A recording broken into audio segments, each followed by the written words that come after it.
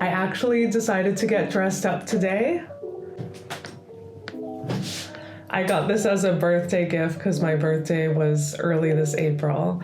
And there's something I have to tell you. It's just a little secret. Please don't tell everyone. I'm a princess. I don't care what anyone says. I am a princess and I've always felt like one. So I am going into my true self and just letting you all know I am a fairy princess and I just feel it in my bones. So that's why I'm trying to dress cute and more like myself. Hello, everyone. Today we are continuing our self-publish your first children's book series. And we are currently on step 2, which is copy, sketching, and thumbnailing your first children's book. A little bit about me. My name is Ariana. I have been a graphic designer working remote for about 10 years. And last year I left my job to pursue self-publishing my very first children's book, A World Within, which I have done. And I've just learned so much in the process. Like, I have made so many mistakes. I've learned so many things. And I really wanted to create a series to help anyone that is on that journey right now of self-publishing their very first children's book. It is so worth it. I am so proud of my book, which is why I want to see more people making their own children's book and just sharing their story with the world. I'm gonna actually start off with a personal story that happened after I published my book. So right after I published my book, I was feeling so proud and happy with everything that I've done. And I was just like, I can't wait to work on my next book. So I began making little sketches here and there of just unique layouts or interesting perspectives and just like little thumbnails here and there. And I tried to make it into a book, and I actually made a video about this mistake, and I will link that at the bottom. What I realized was all of these sketches didn't really have a story. They were just really pretty images, and the idea was pretty much you can enter new portals by doing different things. Like, you can kind of change your energy by reading a book or listening to music. I wanted to teach children that, but there's just no story. It was just cute visuals. I learned a huge lesson, which now I start with the copy, especially being such a visual person. For me to have a copy outline first is very important. My honest advice would be just start off with general idea of what the copy would be for each of the pages. And it was great because I'm such a visual person, so I began visualizing in my head, like,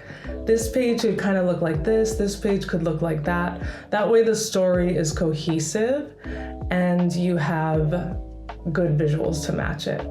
Another thing to think about when you're writing the copy is, do the words have a good beat, a good rhythm to it? Like, think of it like a poem. Or imagine a mother reading this to their child. Maybe the parent could have a weird voice for one character and another voice for another character. It's just very common for parents to read out loud to their children. So just keep that in mind when you are working on your children's book. In the last video, we discussed a lot about personality traits for your character, just ideas around what your character would look like, the story arc, like how this character changes. But this is the part where you bring this character to life. And my number one advice, and this is what all children's book illustrators do, is you have to draw the character in different emotions, in different personalities, like draw them crying, draw them dancing, draw them looking mad, because that will be your map that you use when you are not sure how to draw your character. It is so important to draw movement because, especially in children's books, it's so important to have personality and have them running. They're not just standing there like a stick person, you know? So I made this mistake, which is why I'm telling you. I drew my main character at first, which I ended up redrawing as an alien. I drew her a lot, like just kind of standing on her side a lot. And I didn't realize this till later, but I was like, there's not enough movement in her body when I was looking at other books. So it's so important to just think about, how would an actual person stand or run or talk to a teacher or cry, you know? And I would just tape that on your wall and look at it, or keep it somewhere really close to you so you can use that to show you how to draw your character. And remember to make sure that your character looks the same in all of these different positions. I'm also saying this because I made this mistake myself. There were certain pages where my character's face looked a lot wider and pages where her face looked thinner. Drawing her head on versus sideways, she looked different. And I remember looking at the pages and I was like, that looks like a different character. Like her skin color is the same, her hair color is the same, but that looks like another person. So just make sure that the character looks the same from all of the different angles. Thumbnailing. This is what I would call the bones of the book, or the blueprint of the book. I would think of it like when an architect has a general layout of a house and it's just the sketches. I would compare that to thumbnailing. And at this point, you should have a general idea of the copy, the story, and the characters before moving to this stage. I really think thumbnailing is actually so fun because they're pretty much just quick sketches to see different layout perspectives and see what works. It's also a great way to just look at your book as a whole from beginning to end as quick sketches, and you kind of get an overview of how it would work page by page.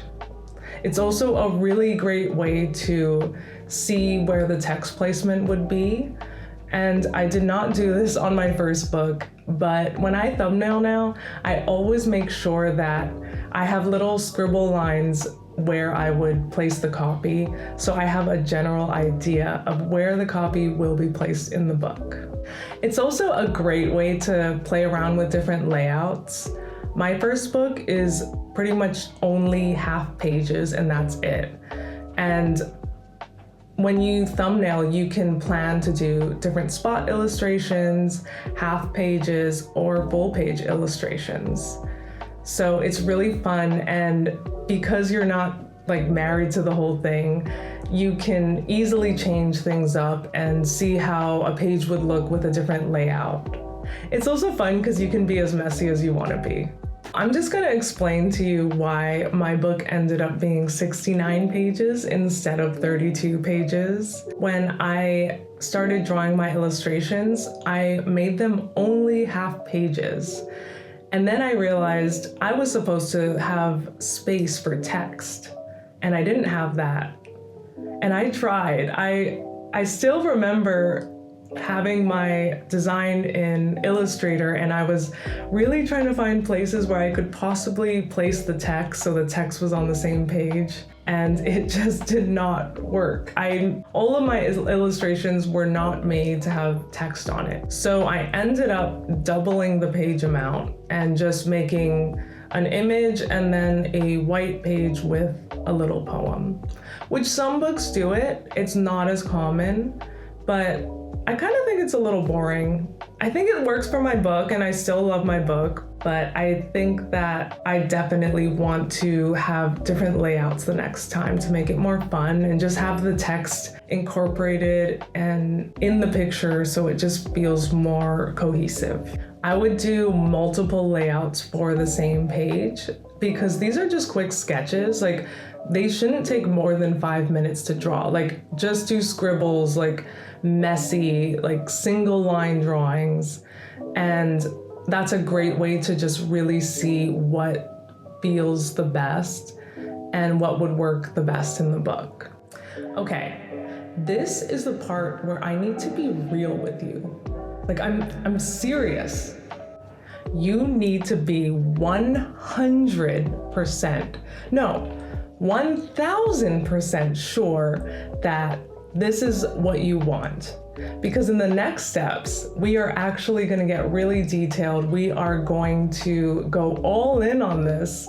So really just make sure that the thumbnailing and the sketches that you want to create looks good and you are so happy with it and you are ready to spend hours and spend a lot of time drawing it out and really detailing each page. This is also the part where I would probably show it to some people, even just some close friends, just to see if they understand the story. Don't tell them the overview, don't tell them what it's about. Have them just read it and see if they understand, if it makes sense, if they like it. And it's just a great way to see how other people are viewing your work and that everything makes sense. Okay, one more thing. I would also just look through each sketch page by page, and if that makes sense as a story, you're ready to move on. Okay, so after this, you should have a general idea of your copy. You should be happy with your thumbnail sketches. You should also have character drawings of different poses and emotions ready to go. In the next video, I'm gonna be going over the longest part, which is coloring and coloring in Procreate. I really hope that this video helps you and you're on your self-publishing journey. Please comment what you're working on. I really would love to hear it, or just give me a like, or yeah, if you're interested in the next episode, feel free to subscribe, and I will see you in the next one. Thank you so much for watching.